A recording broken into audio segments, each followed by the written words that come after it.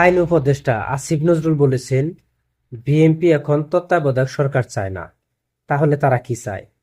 তারা বিএনপির মির্জা ফখরুল ইসলাম আলমগীর সহ তাদের প্রতিনিধি দল অন্তর্বর্তীকালীন সরকারের প্রধান উপদেষ্টা ডক্টর মোহাম্মদ ইউনূসের সাথে যমুনায় গিয়ে সাক্ষাৎ করে মির্জা ফখরুল ইসলাম আলমগীর সহ তারা বলেছেন যে আপনি তত্ত্বাবধায়ক সরকারের ভূমিকায় অবতীর্ণ হবেন।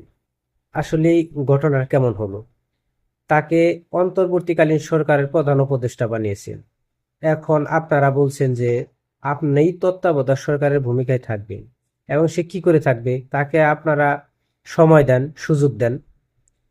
আপনারা তাকে যদি সময় সুযোগ না দেন, আইন শৃঙ্খলা গুছাতে হবে, প্রশাসনের আপনারা অনেক রদবদল করতে হবে।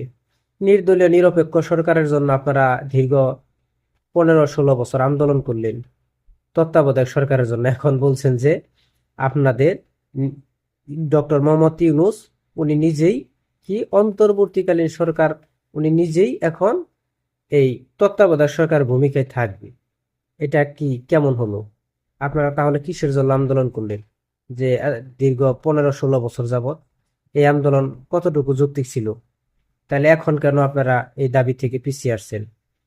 আপনারা একটি দাবি নিয়ে থাকেন, জনগণ সেটা বুঝতেছে যে আপনারা কি চান। ক্ষমতায় যাবেন, অবশ্যই যাওয়ার সেই ধরনের পরিবেশ তৈরি হলে অবশ্যই যাবেন। জনগণ আপনাদের ম্যান্ডেট দিলে ক্ষমতায় আপনারা অবশ্যই যাবেন। এই নির্দলীয় নিরপেক্ষ সরকারের জন্য, যেটার জন্য আপনারা দীর্ঘ সময় আন্দোলন করলেন, রাজপথে মিছিল করলেন, মিটিং করলেন, এখন সেটা থেকে আপনারা পিছু হচ্ছেন কেন? সেটা কি কারণ আছে, কি যুক্তি?